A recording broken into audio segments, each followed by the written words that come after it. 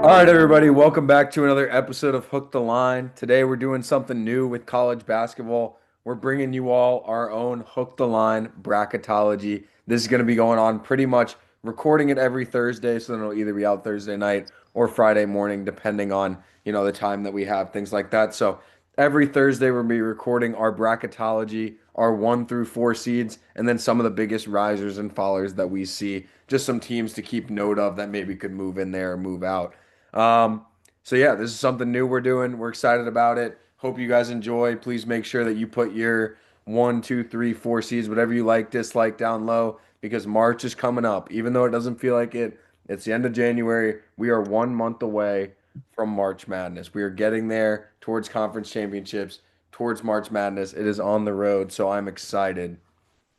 Yeah, glad that basketball is on the forefront. I feel like this is um, better to have football back in the way, back in the past, after especially all that happened with that season. Go check out those other videos. But yeah, now we're full speed ahead towards March, and I'm pretty excited. You know, rough stretch as a Purdue fan, but we'll get into that. And yeah, I'm excited to see how this content does. I think college basketball is a really good sport to share opinions on because there's so much parity down the stretch in March. And um, yeah, we'll see how this goes. I think we got a couple spicy takes for you, and we'll see how they play out.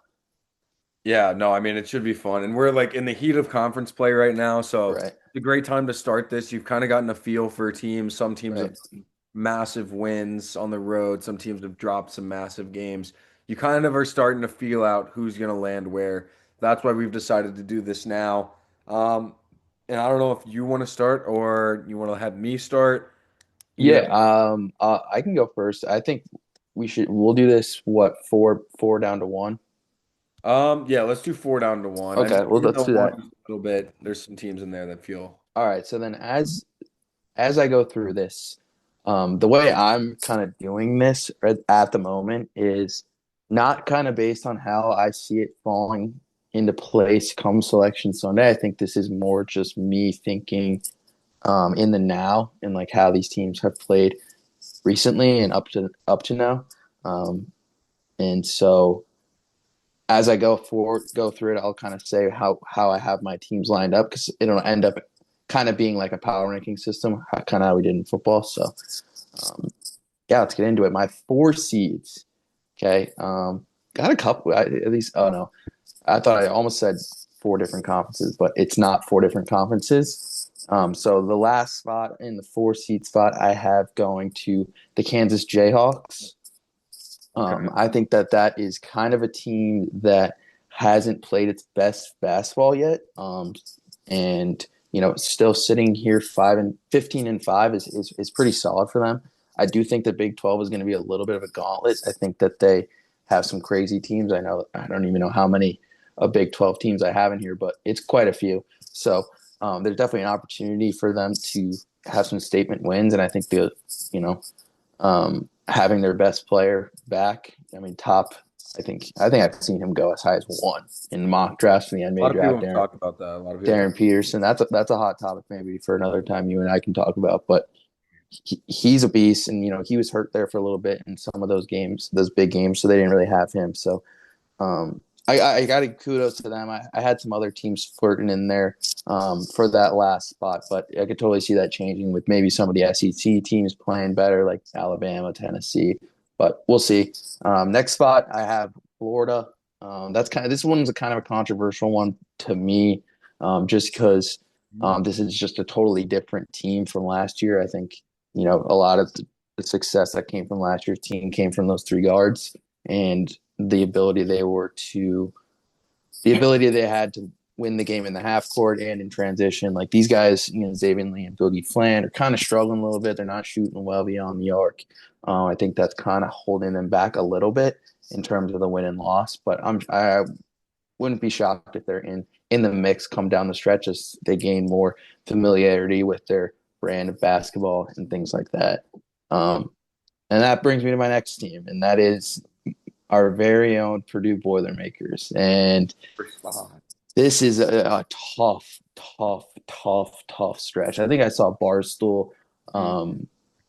um, blog saying that this has been the worst 9 day stretch a Purdue fan could have because not only did the football season end in the worst way possible, but we have now lost 3 straight, including one to the Hoosiers. They have our number.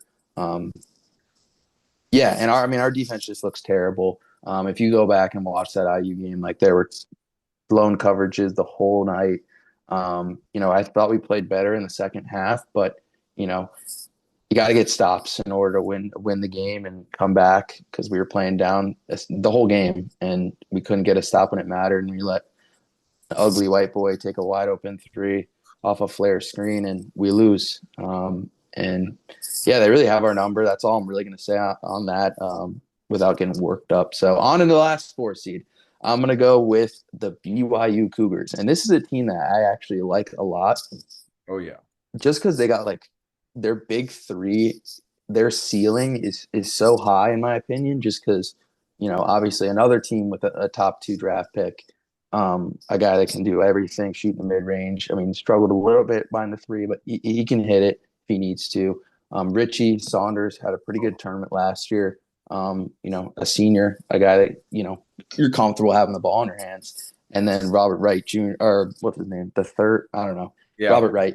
Um, Right. Another guy, ball handler, a guy you trust with the ball in your hands to come March. And I feel like those are 3 guys, like either one, any one of them that has the ball in that tournament on a neutral site, I feel comfortable with. And not to mention, they're big. Keitha is a big guy, rebounder, probably set some nice screens, stuff like that. I think their coaching staff does a good job setting some crazy NBA like sets and gets their playmakers open. So I think a lot of their game will translate to March, and I think that they're playing well right now. So I'll kick it over to you to hear your 4 Okay. seeds. So we're going to go alternate a little bit. Yeah, and Yeah, mine's just to put it in perspective, a little bit of the same, but I'm more thinking along the lines of just like, what do I see this team? What is this team to me? Are they a 4 seed team? Are they a 3 seed team? So a little bit of prediction, a little bit of future, as well as what they've done now. Um, so my first 4 seed, so the last 4 seed to make it in, the last team in on this, I'm gonna have Florida. So somewhat similar to you, although I've just got them one spot back.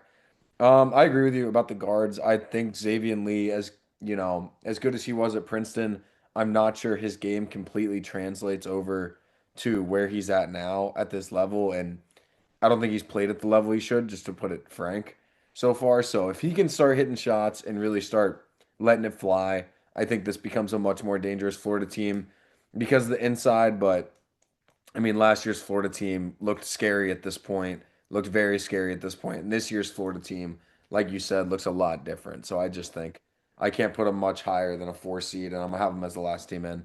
Then I'm gonna go BYU. So also staying in line with you with the 4 seed. I watched Devonta drop 40 the other night. What a performance that was monster. to watch that game. That was super fun. And then you already spoke about them, so I'll just move on. I'll go Texas Tech after that. My second to last.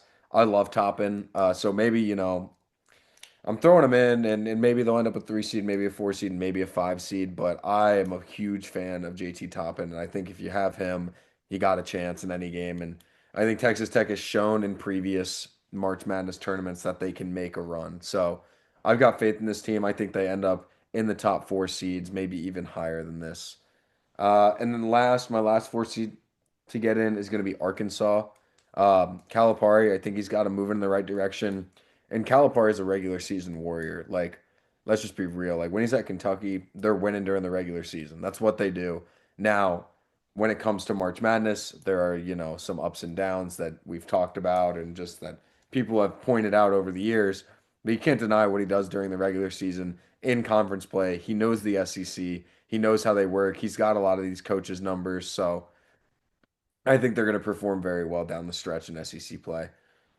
And then I'll toss it back to you for the 3 seed. That's kind of where I'm Yeah, at. no, I like it. Yeah, Arkansas is right in the mix too. Definitely, like if we were doing like a predictions one, like that would not shock me if they break this top um 16 or whatever. How many teams we got? So yeah, it's 3. I do have Texas Tech in as a 3 seed. I think that that performance against Houston kind of solidified that for me. Um, the way just they dominated them on the glass, especially offensively. Like JT Toppin was all over the place, grabbing boards. That was kind of a huge like dominating win for me to put them in there. I talked about this guy preseason, but Christian Anderson I thought is a good guard. Facilitates pretty well. The transfer Donovan Atwell's pretty has a clip on him, so they got a lot of different ways they can kind of beat you, which I think is kind of dangerous. On top of the way they rebound the ball, so curious to see how they play out for the rest of the year. But next, I'll go Vandy. And this is kind of a team I don't really know like a ton about. Like I'll be straight up honest with you. Like I don't watch a lot of Vandy ball, but I know they can score. They're pretty quick. Um, Got a good point and as well. right, so like that's probably one of those SEC teams that you can watch out for that have a lot of success come down the line.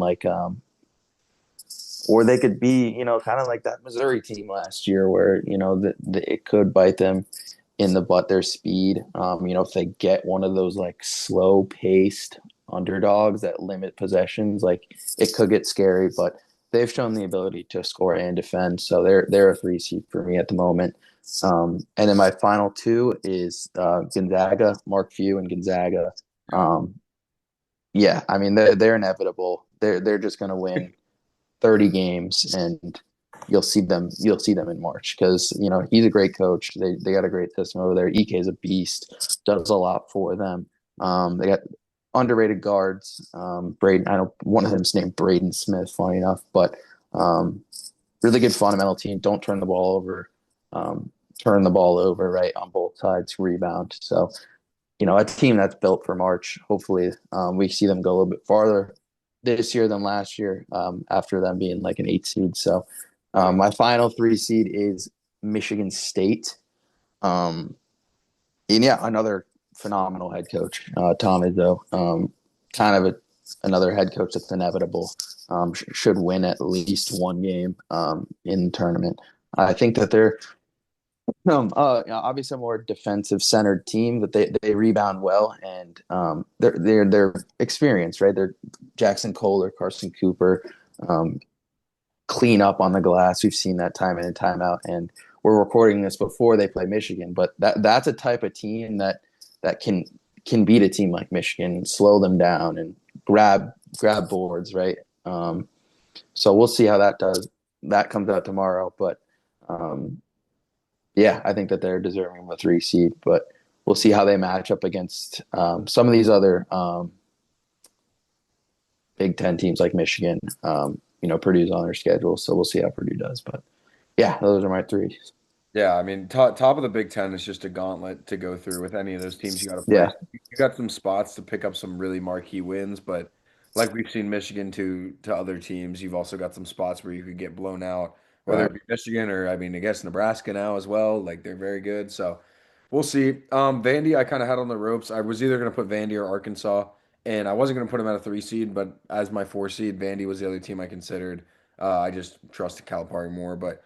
Vandy's a good shout, and then yeah, Michigan State. I mean, like that's a team that you saw it against Duke. I mean, they have the capability to beat anyone. They probably can get beat by a lot of teams as well, but they're just one of those that'll be in every game they play.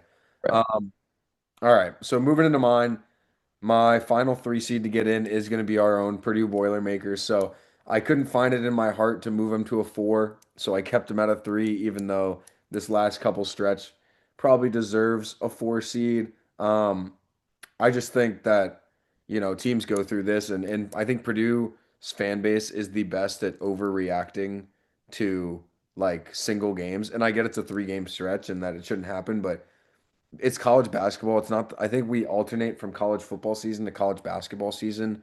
And the weight of every single college football game means so much that when you lose, it's like changing the trajectory of a season.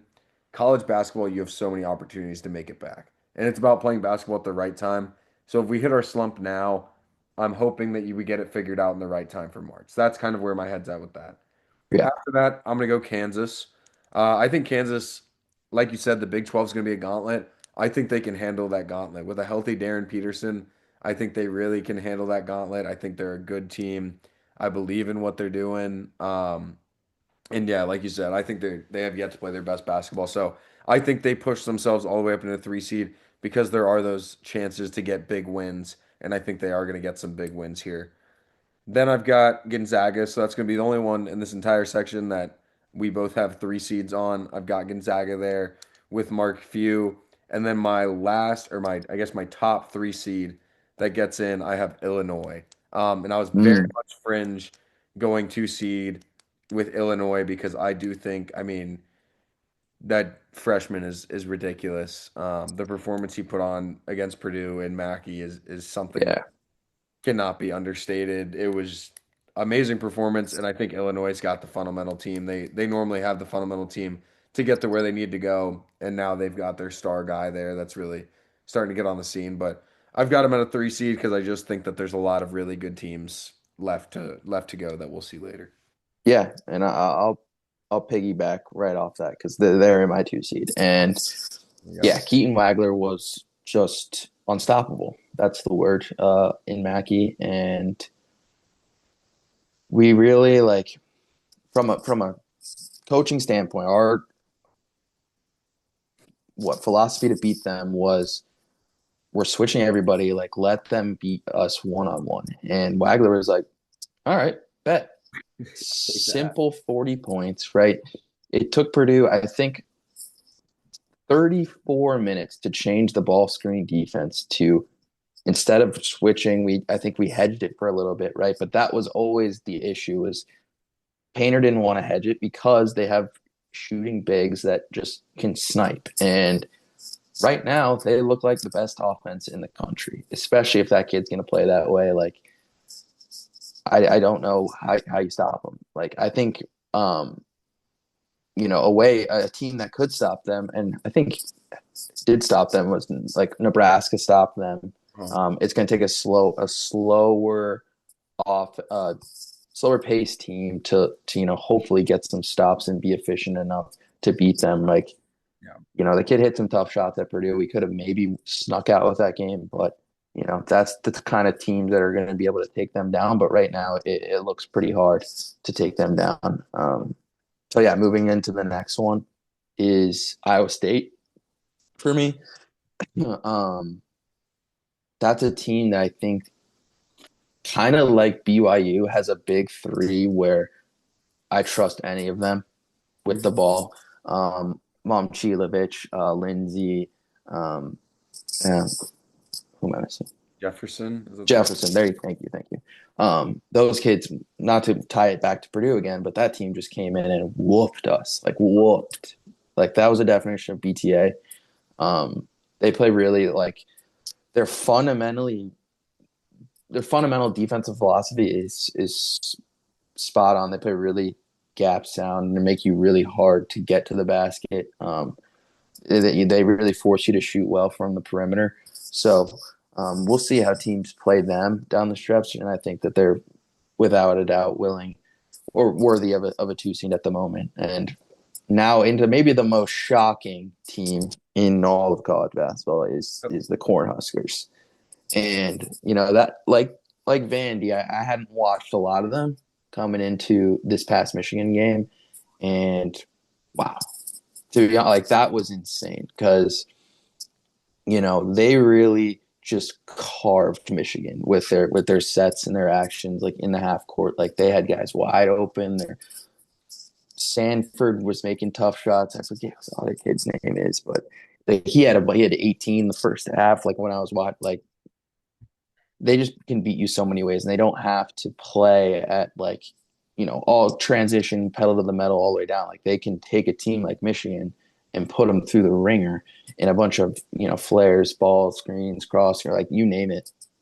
That was insane. I think that they could have easily beat Michigan if they didn't not score a point for like the last. They scored like 4 points in the last like 4-6 minutes, Yeah, no, right? they And did go. then You're right. They did go scoreless, I think, for at least 3 minutes there because they showed at the end of the game. it was longer than that. I feel like they just like really lost that game, went ice cold. But they are barely deserving of their record at the moment.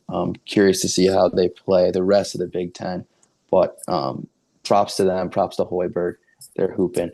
And then my last one, I think this is kind of controversial because right, if I look at Leonardi, he has UConn as a one, but I have them as a Ooh, two, okay. and so that is more. And if I were to like to be doing this prediction based, I probably wouldn't have them as a two, and I would have them as a one, just because of how like a committee would they would put the Big East winner, especially with UConn and their record at the moment, they would put them as a one. But right now, I think that there's four teams that are better than them, and reason because I just think that this isn't like the strength of the UConn teams we've had of the past. I think that they've been a lot better rebounding team. I feel like it's really just Terrace grabbing all the boards, and the rest of them are kind of trying to figure it out. Not super overwhelming offensively, right? They do play slow like some of these other teams, so that they do rely on Hurley's genius tactics that he steals from Eurobasket and all that crap. But like going back to him, like he's like obviously one of the best coaches in the game, and I'm sure all the guys on his staff play well. So if I wanted a team that's going back and forth in the last 2 minutes of the game, it's UConn, and they've shown it against some of these other teams that maybe have had them on the ropes a little bit, but we'll see how that'll go against maybe another team that's well coached. Well, not to say that any of the Big East teams are not well coached, but more of like maybe like a strong suit non-conference team. But they've been able to handle a lot of their non-conference opponents. Only lost coming to Arizona, but we'll speak on it a little bit. But I'm pretty sure they were able to beat Illinois. And yeah, I'm never going to count them out. Like I feel like their floor is at least the second weekend, um, especially if they're this high of a seed. Like last year it was kind of a fluke that they played the national champions in the second game of the tournament. So I don't think that's coming again especially if they end up a two or a one. So yeah, those are the twos.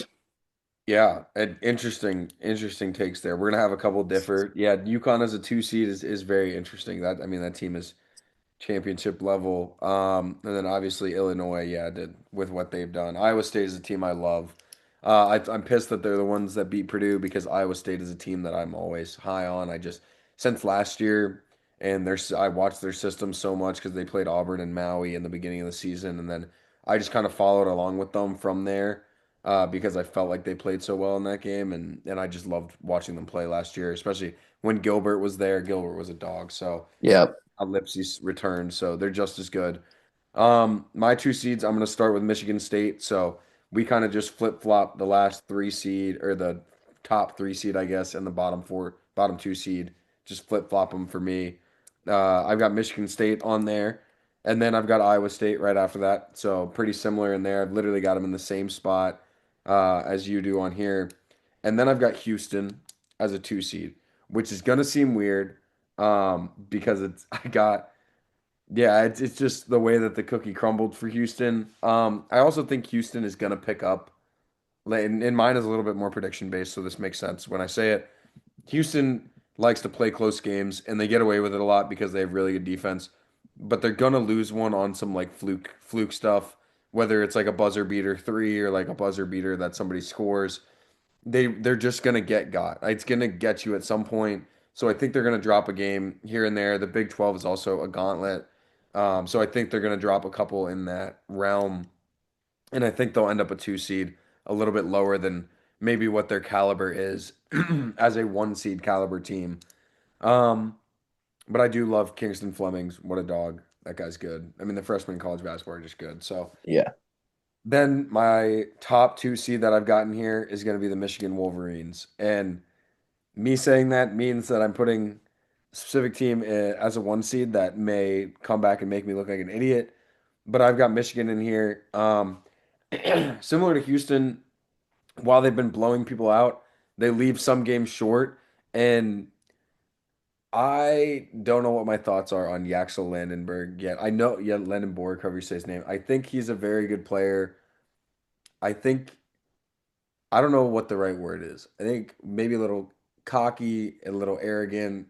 Um, I just think he lets it slip sometimes and makes some mistakes, whether that's defensively or just at the end of a game. So I don't know if that's the guy I trust down the stretch. So that's why I've got him at a two. Still an amazing team, and what they've done this year is really good. But I think someone's going to get him. I think someone's going to get him slipping. It's so interesting that you said that because I was going to go on this whole spiel, kind of agreeing with you, Oh, wow. and the fact that we're agreeing again is really scary because sometimes that really doesn't work in our favor. But yeah, a point you made that's it's important is I do have Houston as a one, but I don't think that they will end up being a one down the stretch, especially if Arizona ends up being up there, just because um, I think they'll have enough losses where a Big Ten team can slot in, or yeah, UConn, Big East can slot in, right? So I do have them in there for now, just because I think that they're playing to the caliber of a one seed.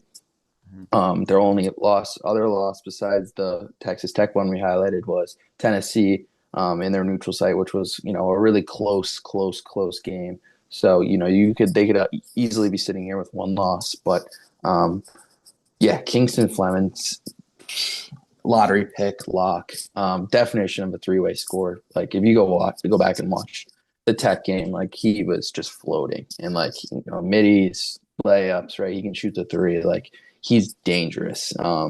To have him added to a team that's known for its defense is really scary. Um, but yeah, like kind of like a little bit of UConn a little bit. They're susceptible to the offensive rebounds. Toppin cooked, like I said earlier. Toppin really cooked them, and I mean I know Tennessee is I think probably the best offensive rebounding team in the country. They were able to get them too, which maybe made the difference in that game as well. So it's going to take a team like that, like Tennessee, like Texas Tech, to take them down. Um, really grind. It's going to be a grind. So it's probably going to take a pretty good team to take them down. And another team like UConn that has a really high floor, like the second weekend, to see them get bounced. So we'll see. Rounding out the other ones, I actually had Houston as like my third best one. The last one I had was Duke. Um, and the reason is because for some reason, maybe this is just me being nitpicky. I feel like they don't have that like dominant scoring ball handling guard that I feel like they normally have, or like at least have had, kind of like a Proctor, like a McCain, like a Wendell Moore. Like right now, it's Caleb Foster and Uh, Brown Bag Boozer, like the other Boozer, Off-brand boozer. like you get like you get what I'm saying? Like that could be their one knock, and that could be me being nitpicky. But Shire is a demon. Like he's going to make defenses pay down the stretch, with his half court sets.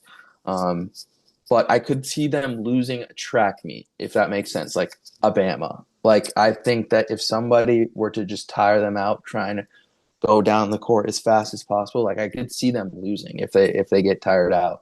But they're extremely well coached, well rounded. They rebound very well. Not only Boozer but Patrick Ngoba. I think I'm saying that right. I'm really white, but next I have the team that you left out, Yep. Michigan. And if I were to sit here and say which one of these teams you find most fraudulent, it's Michigan. And Okay. That's a that is because of, a reason you pointed to, right?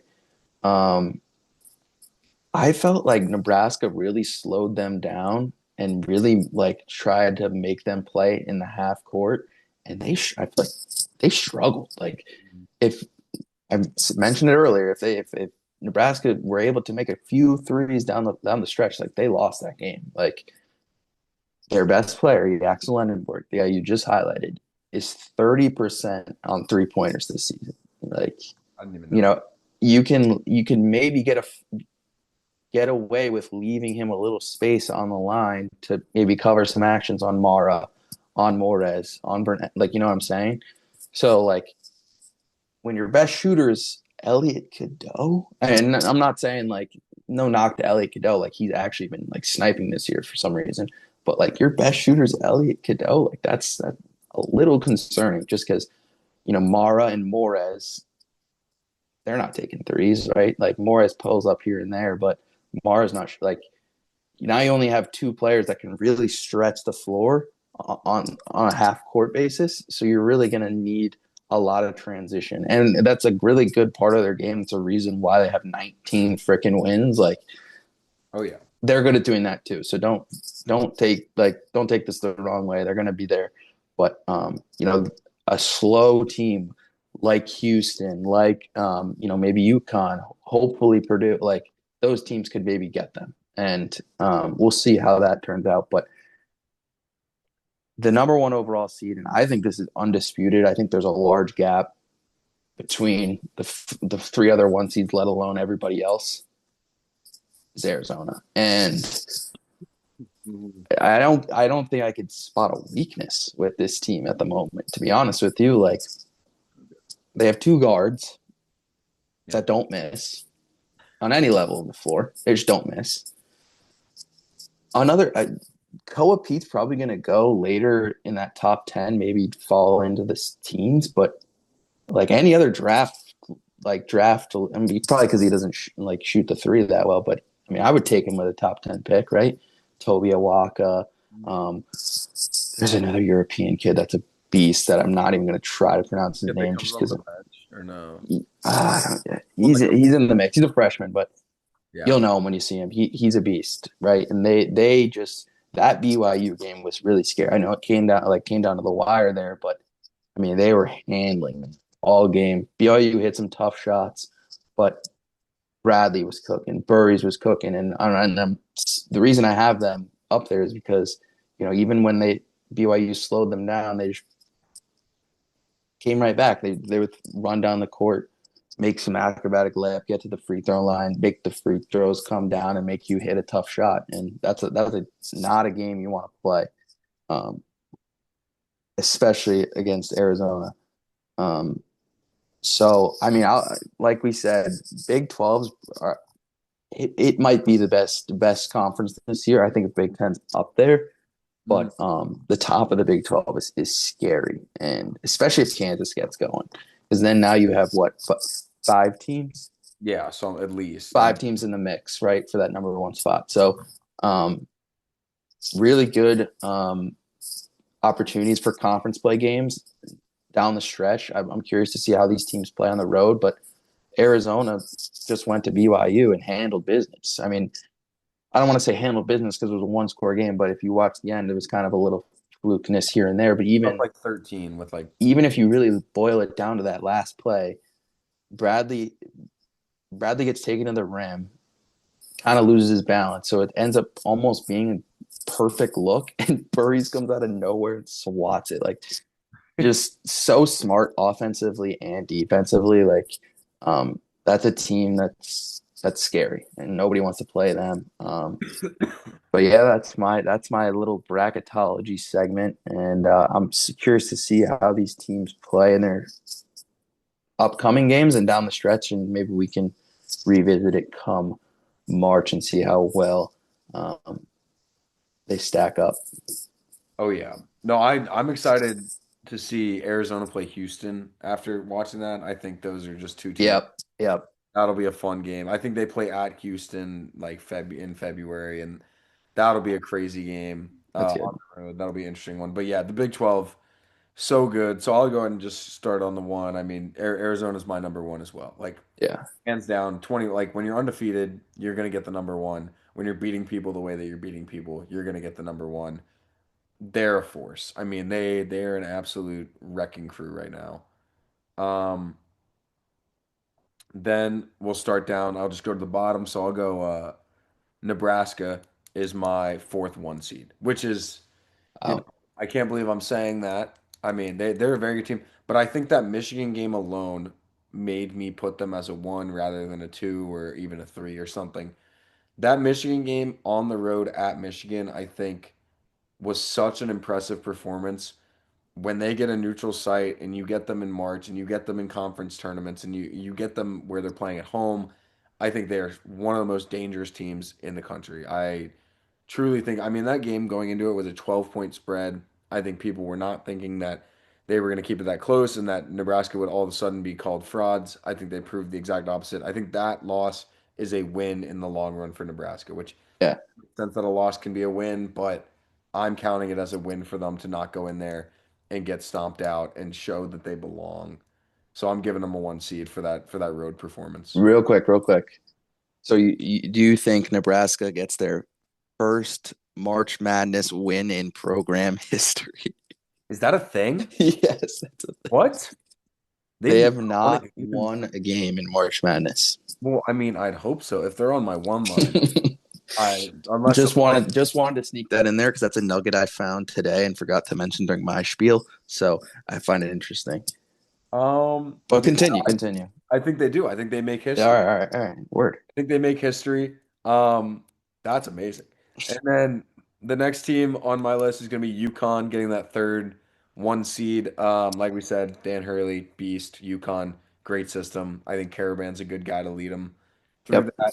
And then solo ball, when he's going, they can beat anybody. Um, and then Duke. Duke is my two. I do like Duke. I mean, I think I'd see some of the same stuff you were saying with Duke.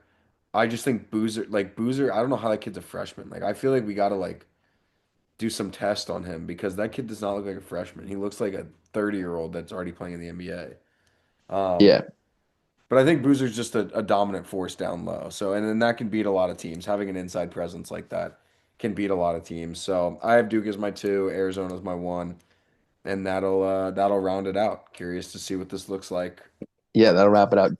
You know, Boozer kind of, he's kind of the Paulo, the Flip, the Philip, like the Philipowski, he plays like Coop a little bit, but Coop is a little bit more versatile. So you know, like much of these other ones, their floor is high, and especially with Shire and that crew. So They are tough. um, A lot of, I mean, there's so many good basketball teams this year. I feel like this is like I don't know, we could see another little chalk madness going on, but who knows? definitely between the ones and twos. Like it's definitely they're all of these teams are tough outs that we're talking about on the ones and twos. Like I don't see places for big upsets, but that's why we love March because upsets do happen. Right, you say that, and then it happens, and you're like, oh, here we, so who knows?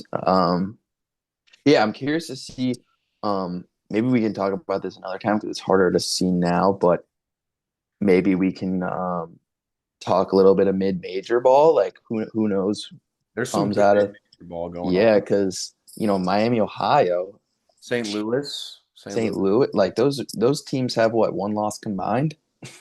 Yeah, and I'll give you a team right now. UT Martin is going to upset somebody. Oh shit, They he are. already has one for us. That is my better of every time I see UT Martin play. I He bet. throws it. He throws it. And Wow. All right. this game, so this is a bad look. But Are they top of their conference? yes, yes, Okay. they are top of their conference. They play a very weird style basketball. They got a bunch of foreign European guys who are just not as good as like the Illinois. They're basically like baby Illinois, and then they just win. So Yeah, no, we'll definitely maybe highlight a couple of those teams that are farther along, just so I love like mid-major talk. if Well, we get like more clear pictures of those conferences, we can attack those. But all right. Well, real quick before we go, give me one team that that's not currently in this top four that you think you could see being in the top four in the end. Just give me someone off the dome who you like the brand of basketball they're playing. They might be fringe and they're getting in potentially.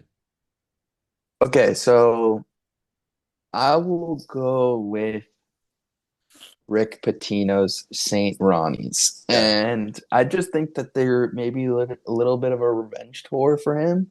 Like they could, even if they don't get in the top four, I think they could maybe make some noise just because I think that they're better. Um, they're more well rounded than they were last year. I feel like they were a lot more susceptible to an upset last year as opposed to this year. Um, Still got Zuby, like they got guys. So like we'll see what happens there. Um, I don't know. I always sleep on the ACC, not only football but basketball. Oh yeah. UVA's playing well. Clemson's in the mix sometimes. So maybe one of those teams. But how about the Johnnies? How about the Red Storm? I I'll like it. go with them. I like it. And you just mentioned mine, so mine is Virginia. But the Yannis in Virginia could make it in, and the Big East is so not bad. I mean, they're just struggling. They're having a rough They're year. just weird. So St. John's and UConn are going to get a lot of wins. It's really going to come down to who can beat each other and who can not fumble the bag against some lighter competition this year than it normally is. But Right. Right. it'll be a fun one to watch. We'll come back to it next Thursday. We'll readjust these. We'll see who's out, who's back in, and maybe we'll have a special guest on as well. Yeah. We have some more great minds alongside us to lash out some opinions, maybe some more. Um, what's the word? Uh, Strong opinions. I don't know. I can't even think. We're gonna hear some. We're gonna hear some. That's for sure. We're gonna hear some thoughts. But yeah, that was the great episode one of I don't know what we want to call this segment, but we'll find a different word for it for bracketology, just so we don't want to We'll, be we'll figure something else. We'll ask ChatGPT. yeah have the great minds of AI have Yeah. the naming rights to our segment. Yeah. But new segment done. Episode one. We'll be back next Thursday with Bracketology.